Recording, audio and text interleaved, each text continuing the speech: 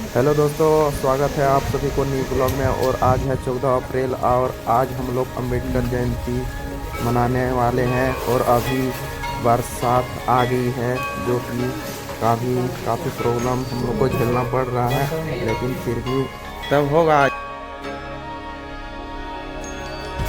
सब कुछ रेडी हो चुका है अम्बेडकर जयंती में, लेकिन मेन प्रॉब्लम है कि हम लोग के यहाँ बारिश प्रारंभ हो चुकी है, देख सकते हैं। लेकिन फिर भी हम लोग अम्बेडकर जयंती मनाएंगे। और इधर भी नाश्ता पैकिंग का काम चल रहा है, देख रही है, बहुत जोरों शोरों से काम चल रहा है। हाँ, राजू थोड़ा भूखा भूखा है, शकल दिखाओ राजू।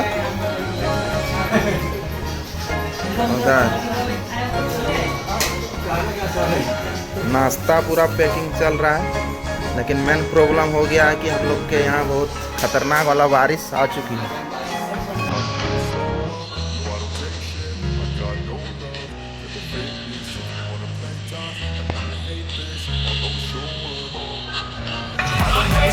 उनको अम्बेडकर जयंती के कार्यक्रम में हार्दिक अभिनंदन, हार्दिक स्वागत करते हैं। जय भीम।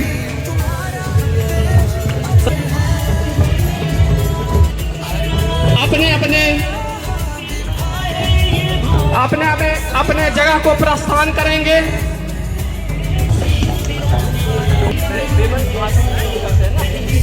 आप सभी से रिक्वेस्ट होगा, कृपया अपना अपना चेयर लेकर बैठ जाए। प्रोग्राम कुछ ही देर में शुरू होने वाले हैं। हमारे मुख्य अतिथि महोदय तो प्रोग्राम को शुरू किया जा रहा है। सबसे पहले सभी छात्रों से अनुरोध होगा कि वे अपने सीट से खड़े हो जाएं और हमारे आज के मुख्य अतिथि आदरणीय किशोर सर का हम मंच पे बुलाने का कष्ट कर रहे हैं। सर, आप मंच पे आए और हम लेक्चरर अभय सर से रिक्वेस्ट करते हैं कि आज के मुख्य अतिथि आदरणीय किशोर सर का बुके दे करके सम्मानित करें। स्वागत करते रहे आज के हमारे मुख्य अतिथि आदरणीय किशोर सर का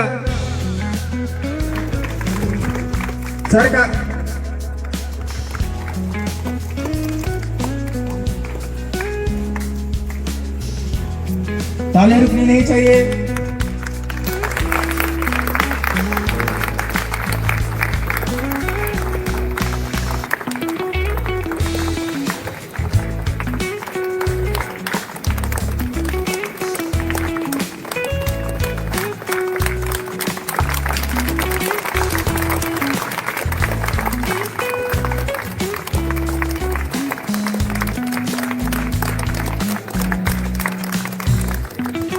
बहुत बहुत धन्यवाद। आप अपने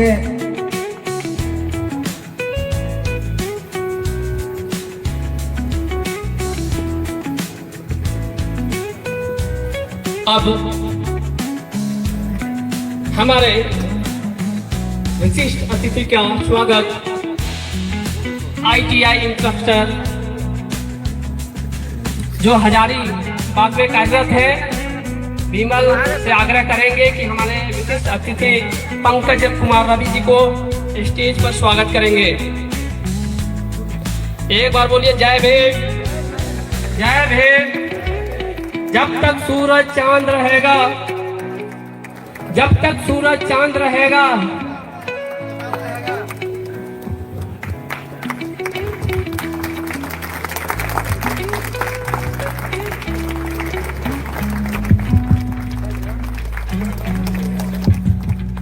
बहुत बहुत धन्यवाद सर। हमारा कार्यक्रम बाबा साहब के फोटो के सामने मुख्य अतिथि, विशिष्ट अतिथि और सभी आदरणीय से कहना चाहूंगी, सभी छात्र लोग खड़े हो जाएं और विशिष्ट अतिथि और मुख्य अतिथि महोदय से आग्रह करेंगे कैंडल जलाकर कार्यक्रम को शुभारंभ करेंगे। सर, इंजीनियर्स एकेडमी से आए हुए टीचर सर से भी आग्रह करेंगे कृपया मंच पे आने का कष्ट करेंगे।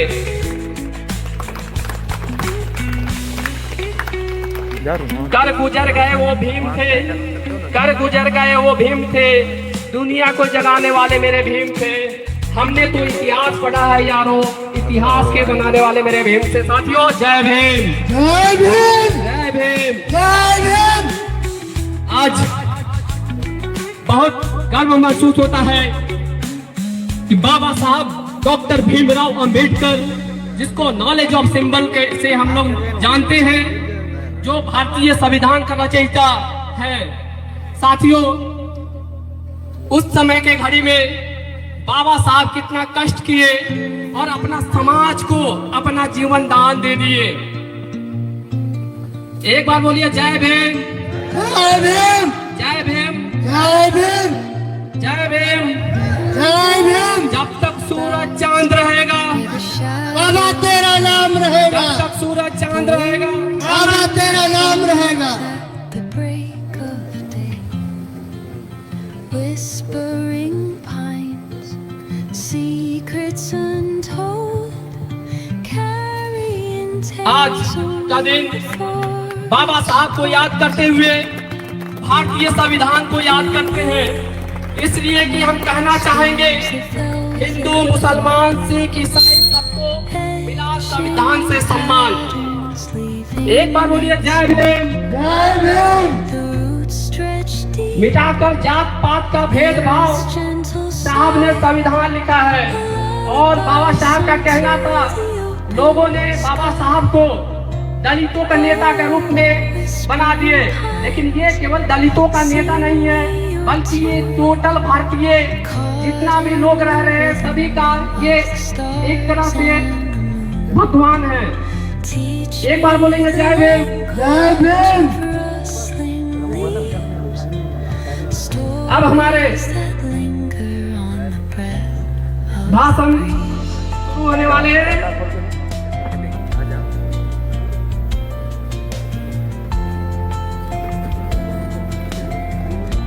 सभी को मालूम हो the dawn paints gold on the आज के mountain's crown. मुख्य अतिथि Others whisper के रूप में truths as they आदरणीय flow down.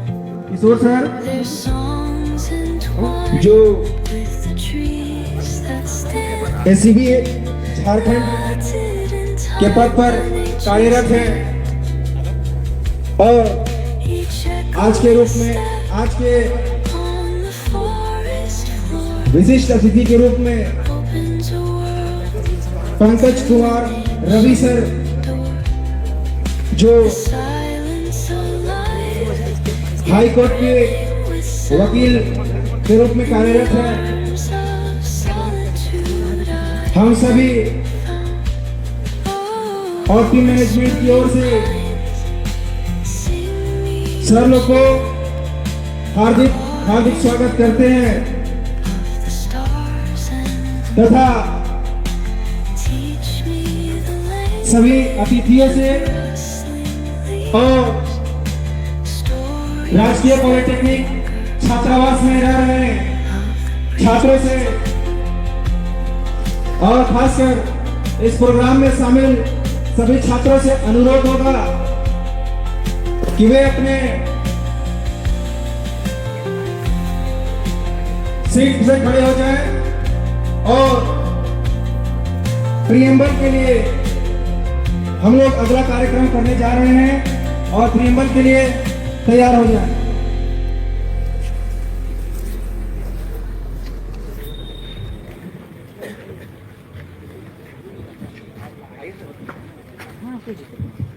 रेडी?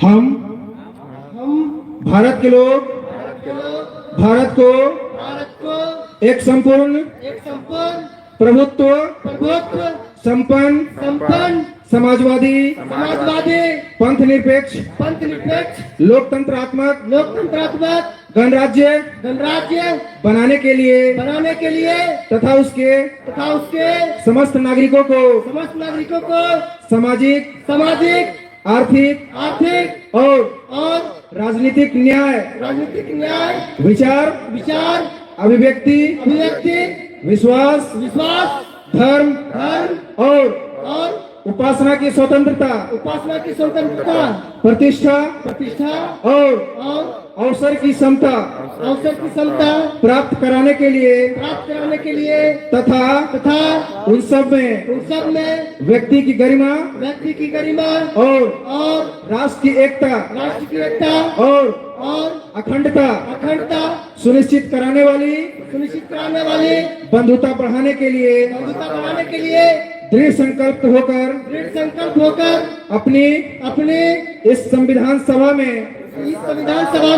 आज तारीख 26 नवंबर 1949 ईस्वी को एदत द्वारा संविधान को अंगीकृत अधिनियमित और आत्मर्पित करते हैं।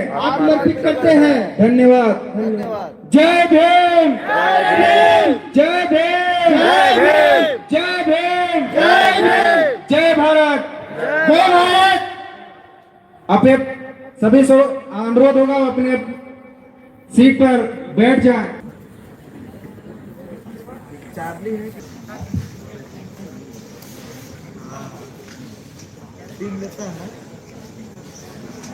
आज के इस कार्यक्रम के मुख्य अतिथि के रूप में आदरणीय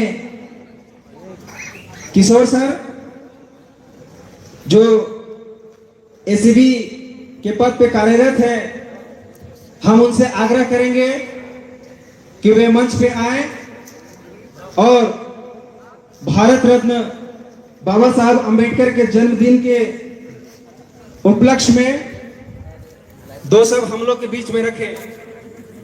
आदरणीय किशोर कुमार सर,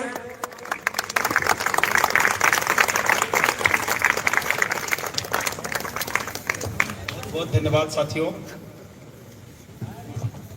मंच पर उपस्थित हमारे आदरणीय विशिष्ट अतिथि, सभी हमारे भाइयों और सभी छात्रों और इसे ऑर्गेनाइज करने वाले हमारे सभी मित्रों को जय भीम जोहार।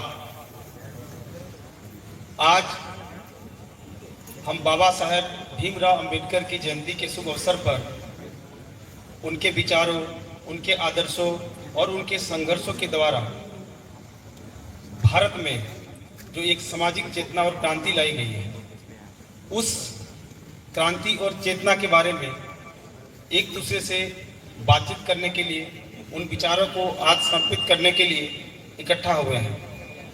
आज केवल बाबा साहेब अंबेडकर की केवल जयंती ही नहीं है, बल्कि उनके विचारों और आदर्शों को अपनाने के लिए एक शुभ अवसर भी है। दोस्तों, बाबा साहेब अंबेडकर के जीवन संघर्ष, उनके शिक्षा के प्रति जो अटूट विश्वास था और उनके लिए, उनके द्वारा सामाजिक न्याय के लिए जो संघर्ष किया गया, वो हम सभी के लिए एक दीप स्तंभ की तरह है। आज हम बाबा साहेब अंबेडकर के बचपन की जीवनी, जहां उससे स्कूल के दरवाजे पर संघर्ष करते हुए, अध्ययन करने में जीवन व्यतीत करते हुए, फिर उनके द्वारा छुआछूत, भेदभाव और तमाम तरह के सामाजिक उत्पीड़न से संघर्ष करके आगे बढ़ते हुए और पुनः विदेश में, दुनिया में उनके द्वारा जो महान शिक्षाएं हासिल की गई,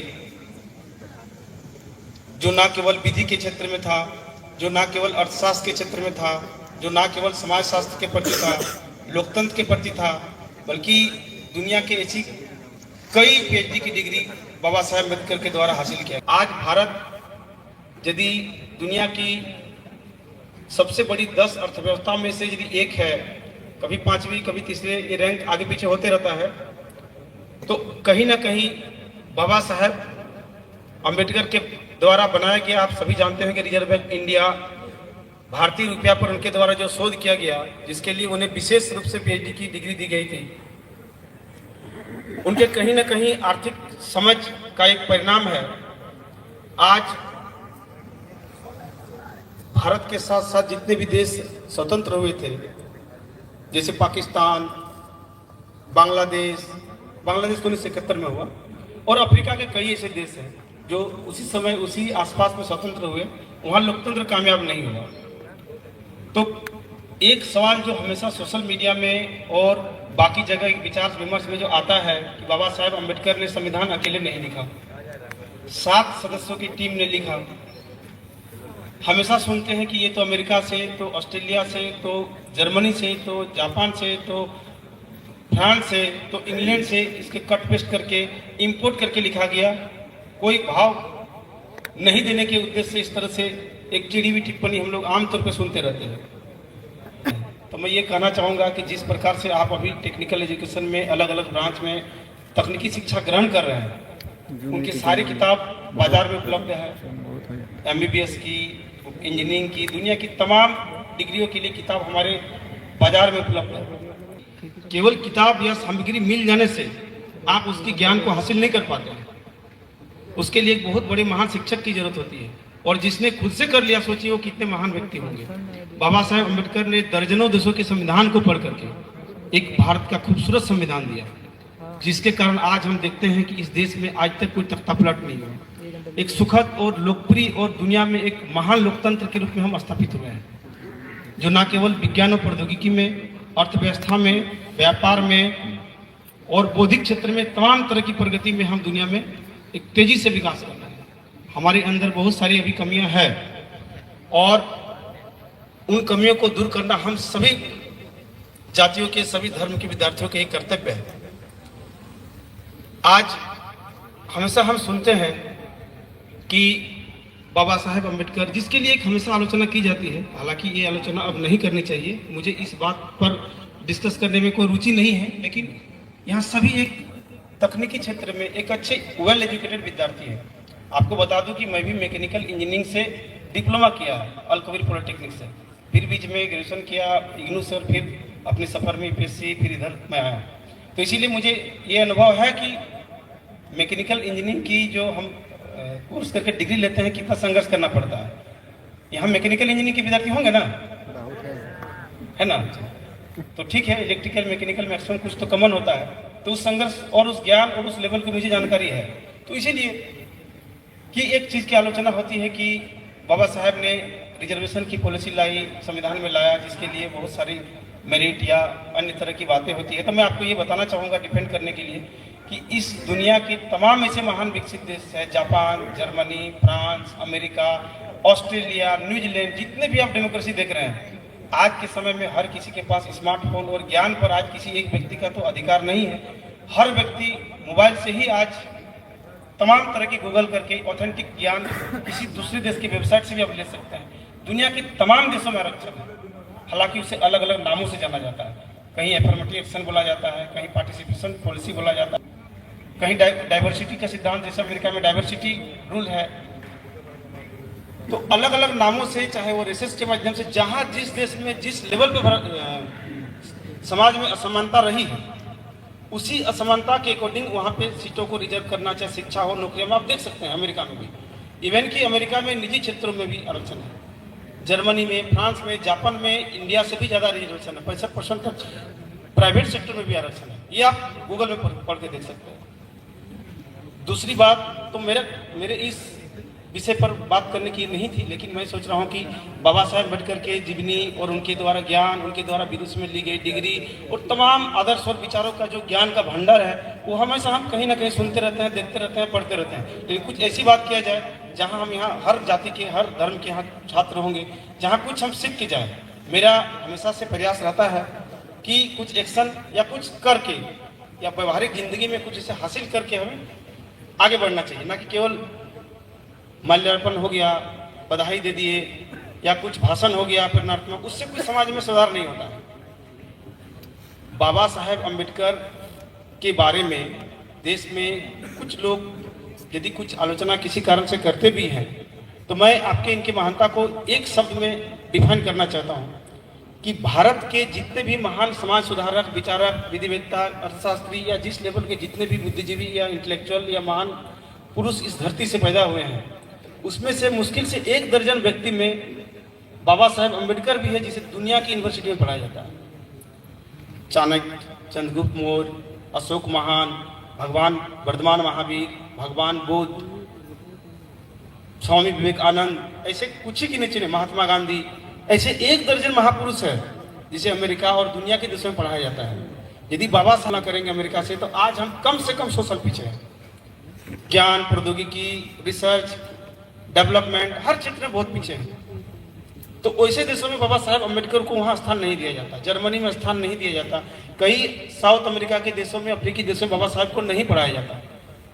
तो आप इस बात के लिए गर्व कर सकते हैं कि हमारे जो बाबा साहेब अम्बेडकर है, ये पूरे भारतवर्ष के लिए आज ऐसा संविधान दिया, हिंदू कोड बिल के माध्यम से जो आज आप देखते हैं अंतर्जातीय विवाह, संपत्ति पर महिलाओं का अधिकार, महिलाओं को अंतर्जातीय विवाह करने का अधिकार, तलाक लेने का अधिकार और संपत्ति पर खास करके जो महिलाओं का अधिकार, ये तमाम जो अधिकारों की जो लिए जिसके लिए बाबा साहेब अम्बेडकर को अपने पद से, कानून मंत्री के पद से इस्तीफा देना पड़ा था, वो हिंदू कोड बिल के नाम से लाया था।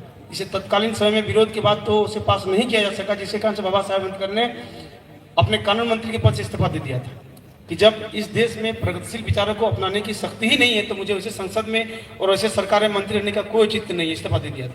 हालांकि बाद में वो सारे हिंदू कोड बिल के जो प्रावधान थे, अलग अलग समय में अलग अलग तरीके से वो भारत में लागू हुआ। और आज आप वो देखते हैं, अगले यूँ कहें कि बाबा साहेब के पुण्यतिथि के 10 साल के अंदर वो सारी चीज अलग अलग कानून के माध्यम से आया। तो एक ऐसे हमारे महान पुरुष जिसे इस धरती ने जन्म दिया, जिसने ऐसा एक संविधान दिया जिसमें कुछ 1-2 विवाद जो बताया मैंने, उसको एक तार्किक रूप से आपको बताया है, जिसे आप हर जगह इस्तेमाल कर सकते हैं कि ऐसा कोई इन्होंने नई चीज नहीं किया है जो केवल भारत में है। क्योंकि भारत में जाति के आधार पर भेदभाव थी, व्यवस्था थी, तो इसीलिए यहाँ जाति के आधार पर ही समानता स्थापित करने के लिए प्रयास किए गए।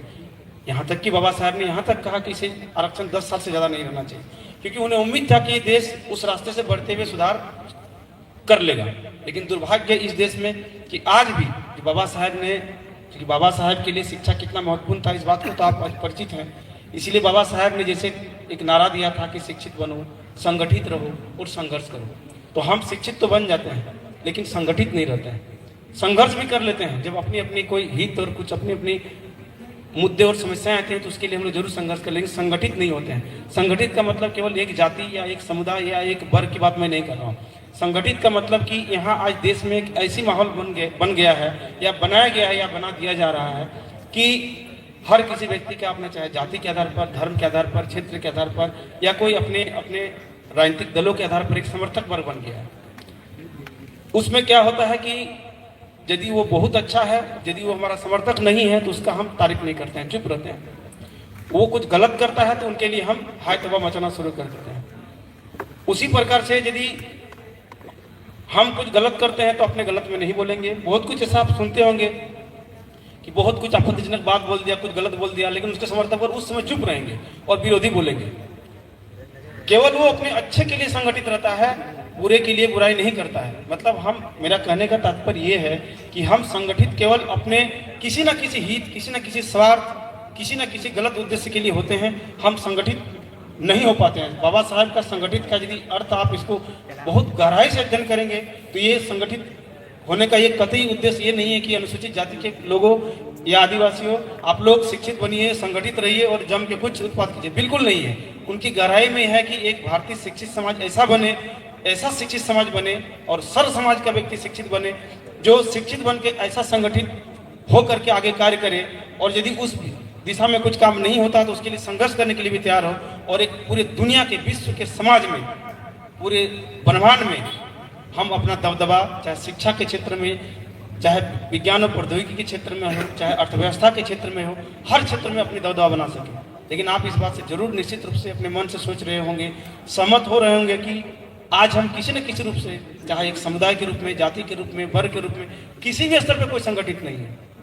केवल समस्या जब अपने आती है तब आवाज उठाता है, बाकी समय वो हमेशा वो चुप रहता है। जितने भी उन्होंने बात कहा है, जितना भी हम समाचारों में, किताबों में, भाषणों में सुनते हैं, कहीं ना कहीं वो अधूरी या एक सतही चीज कहा जाता है। मैं महसूस किया हूँ, चूंकि बाबा साहेब पर मैंने दुनिया की इनके द्वारा जितनी भी लिखी गई किताबें, जितने भी मतलब कि मार्केट में जितने भी किताबें हैं, सब चीज़ को मैं अध्ययन कर चुका हूँ। तो उस बेसिस पे उसकी जो गहराई है उन्हें मुझे पता है, उस पर भाषण दिया जाए तो काफ़ी लंबी हो जाएगी। क्योंकि इसीलिए चूंकि इनके ज्ञान और उनके शब्दकोश और भंडार, उनके द्वारा दी गई आदर्श और विचार इतनी लंबी एक डिक्शनरी के रूप में है कि वो सीक्वेंस भी नहीं बन पा रहा कि उसे कम समय में बोल के भी जाना है। हम सब एक दूसरे को अपने अच्छे विचार साझा करने के लिए एकत्रित हुए हैं। तो बस मैंने उनके कुछ व्यवहारिक पक्ष जिसे हमें करना चाहिए उस पर मैंने बात किया है। आगे मैं पूरा उम्मीद करूंगा कि बाबा साहेब के केवल जन्मदिन पर, उनकी केवल पुण्यतिथि पर केवल माल्यार्पण करने से, केवल फूलमाला बनाने से, दीप प्रज्वलित करने से, अच्छे अच्छे भाषण देने से, प्रेरणात्मक कोट्स पढ़ देने से, केवल इसी से हमारा राष्ट्र महान नहीं बन सकता है। यदि हम वाकई में बाबा साहेब को अच्छे से मानते हैं तो उनके विचारों और उनके आदर्शों को अपने खुद के जीवन में आत्मसात करें, समाज के लिए उसे लागू कराएं, इस देश के लिए उसके लिए कुछ करें और इसी के बेसिस पे संगठित होकर के संघर्ष करें।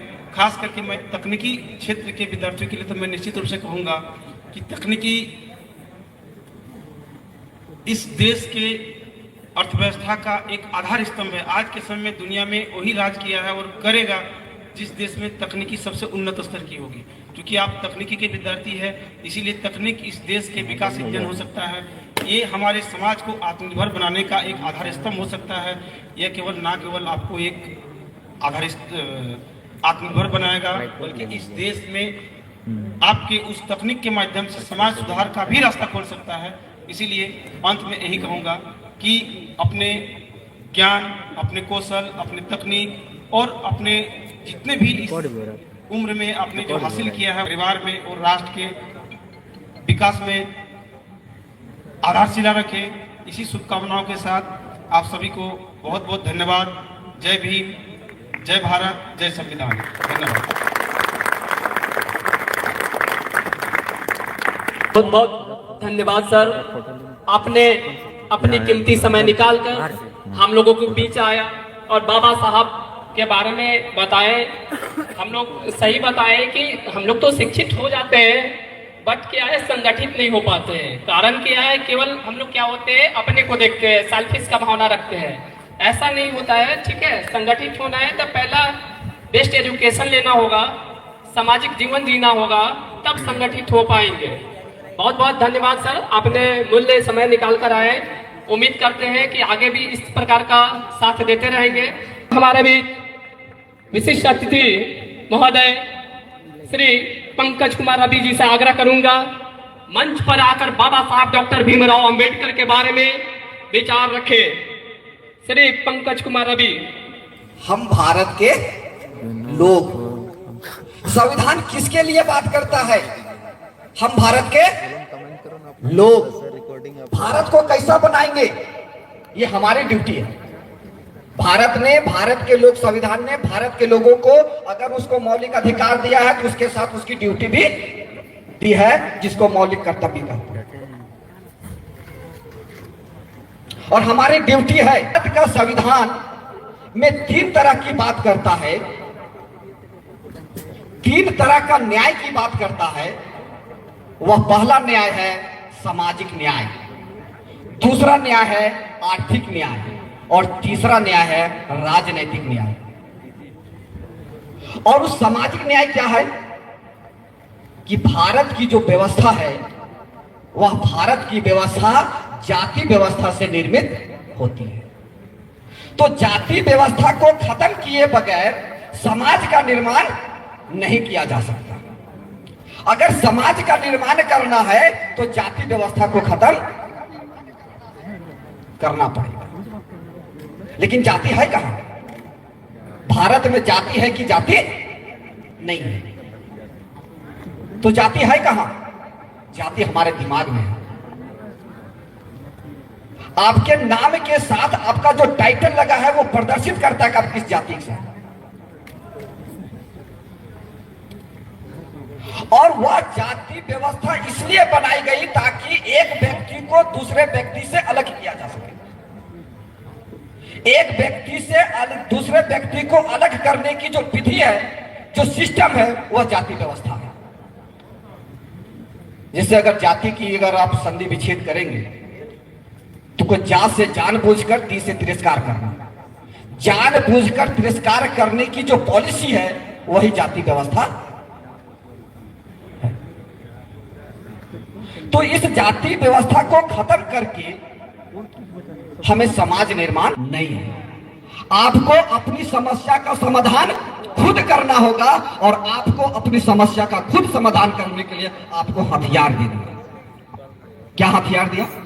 अधिकारी मतलब अधिकार को प्राप्त करने वाला। तो मताधिकार को प्राप्त करने वाला मताधिकारी हुआ कि नहीं? यानी कि अगर 18 साल से ऊपर है तो हर व्यक्ति अधिकारी है। लेकिन आपको क्या बता दिया? आप मतदाता, मत यानी विचार को देने वाला, और मतदाता जो दे दिया वापस लेने का अधिकारी नहीं होता है। रिजर्वेशन इन एजुकेशन, दूसरा रिजर्वेशन इन सर्विस, और तीसरा रिजर्वेशन इन पॉलिटिक्स। क्या रिजर्वेशन है? आर्टिकल 330 और 332 में वह उसकी व्याख्या की गई है आर्टिकल 334 में, जिसमें यह कहा गया है कि आर्टिकल 330 और 332 के द्वारा जो दिया गया रिजर्वेशन है वह 10 साल के लिए होगा। लेकिन दुश्मन इसका दुष्प्रचार करता है, जो संविधान के विरोध में वह इसका दुष्प्रचार करता है कि रिजर्वेशन 10 साल के लिए था। कि रिजर्वेशन जो पॉलिटिकल रिजर्वेशन है वो 10 साल के लिए था, जो फंडामेंटल राइट के अंदर जो रिजर्वेशन है वो लाइफ टाइम के लिए है। और देश में पहला संशोधन हुआ तो इसी आरक्षण के ऊपर ही हुआ है, आर्टिकल 15 में, केशवानंद भारती का केस।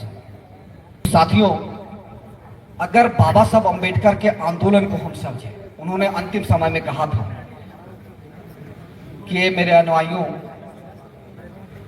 जिस कारवां को मैं बहुत मुश्किल से यहां तक लाया हूं, उसे किसी भी हाल में पीछे मत जाना, आगे ले जाना। समाज में सामाजिक जागृति फैलाना होगा, और सामाजिक जागृति जो है वो किसी यूनिवर्सिटी और किसी कॉलेज में नहीं मिलता है। सामाजिक जागृति, सामाजिक नॉलेज सिर्फ समाज में मिलता है, सामाजिक संगठन में मिलता है। और वो उस समाज व्यवस्था को खत्म करने के लिए संत रैदास ने कहा कि जात पात में जात है जो केलन के पात, रैदास मानुष न बन सके जब तक यात्रा। एजुकेशन को, सिस्टम को समझाने के लिए संत गाडगे महाराज ने कहा कि अगर समाज को शिक्षा जरूरी है और अगर शिक्षा प्राप्त करने के लिए आपको बदल के कपड़े भी बेचना पड़े तो बेच दो। जिस थाली में खाना है, अगर थाली खा रहे हो, थाली उसमें भी कम पड़ जाए तो थाली बेच दो, लेकिन एजुकेशन कभी मत छोड़ो। और एजुकेशन प्राप्त करने के बाद संगठित हो, और संगठित होने के मतलब हमने अलग अलग संगठन बनाना, क्योंकि हमारा फंडामेंटल राइट है भाई, 1900 आर्टिकल 19 में संघ बनाने की स्वतंत्रता। फंडामेंटल राइट में हमने संगठन बनाना शुरू कर दिया, और हर संगठन एक दूसरे का बुराई। बाबा साहब ने कहा संगठित हो वो एक साथ, और हम अलग अलग संगठन बना के फिर से अलग, तो उनके आंदोलन को हम यहां भी कमजोर कर रहे हैं। इसलिए आज के समय में हमें यह समझना होगा कि अंबेडकरवाद को सही दिशा में कौन आगे बढ़ा रहा है। और आज के समय में तो फैशन भी चला है कि जय भीम बोलो और किधर भी चलो बोलो। आज कांग्रेस भी जय भीम बोल रहा है, बीजेपी वाले भी जय भीम बोल रहा है, और इधर जय भीम बोलता, उधर संविधान में संशोधन करके आपके खिलाफ में कानून बना रहा है। इधर जय भीम बोल रहा है, न्यायपालिका में वही लोग एसटी एससी में क्रिमी लेयर ला रहा है, ओबीसी में क्रिमी ला रहा है, और आपको अलग कर रहा है। कि युवा उस दो धारी तलवार की तरह है, दो धारी तलवार की तरह है। अगर सही दिशा में जाए तो डायरेक्शन बदल सकता है और गलत दिशा में है तो डायरेक्शन को मोड़ भी सकता है। इसलिए युवाओं को इस दिशा में आगे आने के लिए इस तरह का प्रशिक्षण शिविर को आप आयोजन करेंगे, ऐसी आशा के साथ हम अपनी वाणी को विराम देते हैं। जय भीम, जय मूल निवासी, जय भारत, जय संविधान। बहुत बहुत धन्यवाद सर, आपने अपने बाबा साहब का मूल्य बातों को रखे।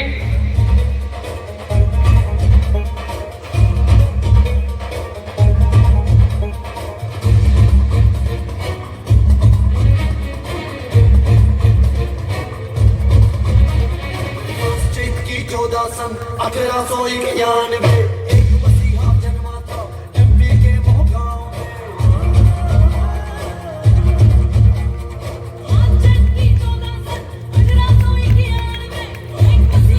गादी बात की जड़ को जिसने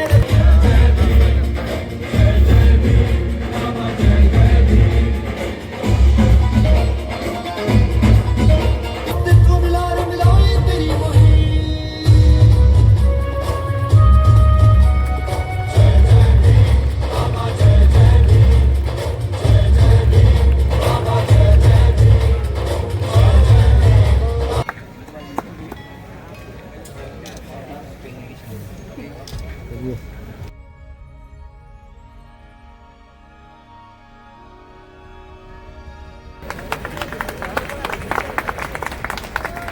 बहुत बहुत धन्यवाद सर। जय भीम, जय। आगे आदरणीय नंदलाल सर, आदरणीय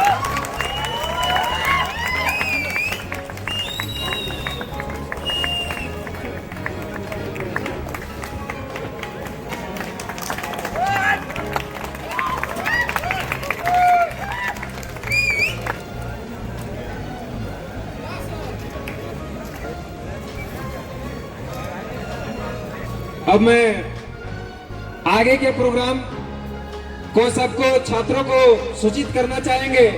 कुछ ही देर में आप कार्यक्रम को नृत्य और आगे का जो भी है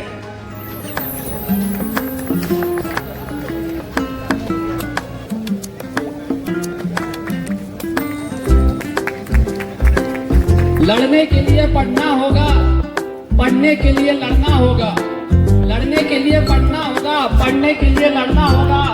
किताब तो बहुत सी पढ़ी है होगी तुमने, एक और अधिकार जानने के लिए संविधान पढ़ना होगा साथियों। एक बार बोलिए जय भीम।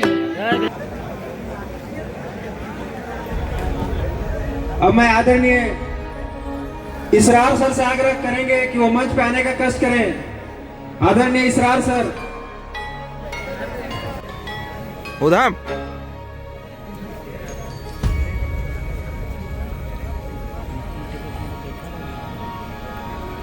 इसलिए सुधीर जी के लिए एक बार जोरदार तालियों से मनोबल को आगे बढ़ाए।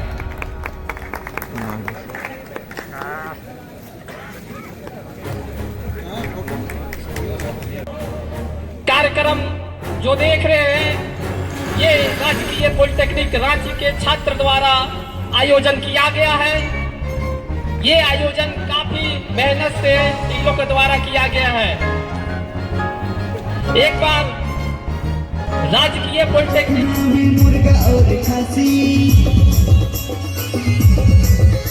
अरे पिया तो हमें कुयो महुआ और राशि के जालाई के पति एक मन का रात महुआ और हरिया करना सामने चढ़ा ये कई के देख आगे बढ़ा दे बचा वाला तो बचा के बचाए तो मुझे नाचे के मन कर रहा लाल गाड़ी की अर्चना करिया ड्राइवर रे ढीला छोड़ी सिटी मारे रीते गाड़ी भागे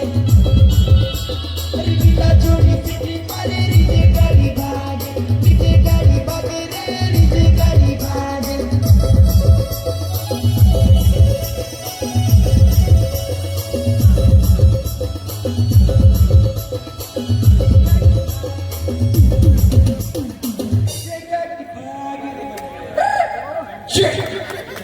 थैंक यू सो मच। बहुत बहुत धन्यवाद।